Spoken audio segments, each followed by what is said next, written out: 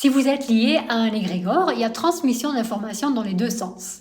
Un égrégore, c'est une agrégation des consciences des personnes qui ont un vécu similaire. On a expliqué tout ça dans notre vidéo sur les égrégores. Chaque égrégore auquel vous êtes lié vous influence et vous influencez vous aussi chaque égrégore auquel vous êtes lié. Ça va dans les deux sens. Une bonne chose à faire pour améliorer votre vie, c'est de vous lier à des égrégores positifs et de vous écarter des égrégores négatifs. Voici comment ça se passe. Les détails qui vont souvent ensemble avec un certain vécu sont contenus dans l'égrégore de ce vécu et se transmettent donc à toutes les personnes qui lui sont liées. Par exemple, dans l'égrégore des salariés, il peut y avoir la pensée « je suis mal payé » parce que énormément de salariés ont régulièrement cette pensée. Et donc, elle est transmise à l'égrégore. Ça fait que même les salariés qui sont objectivement bien payés, et même trop payés peut-être, auront de temps en temps des pensées qui leur disent qu'ils sont mal payés.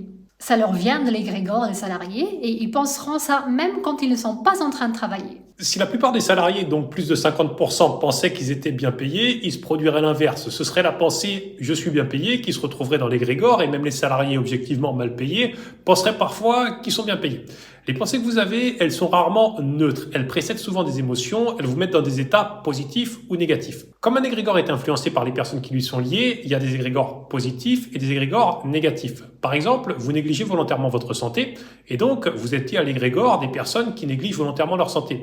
Il peut vous influencer négativement en vous donnant des pensées comme « je m'en fous de mon corps » ou « il faut bien mourir un jour » ou toutes les excuses pour justifier l'autodestruction. Et ça vous pousse à vous négliger encore plus.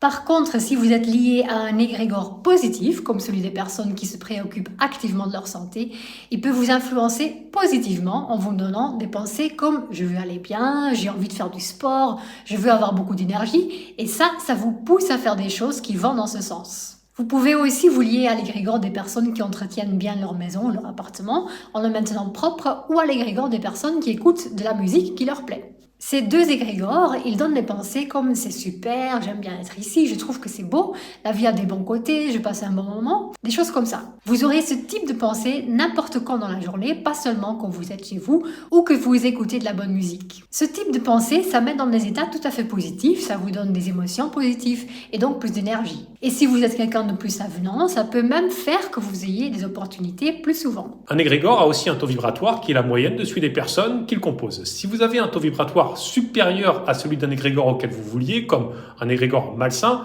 ça baissera le vôtre. Et inversement, si vous vouliez un égrégore positif dont le taux vibratoire est supérieur au vôtre, ça fera monter le vôtre. Voilà pourquoi il est bon de ne pas être lié à des égrégores négatifs et d'être lié à des égrégores positifs.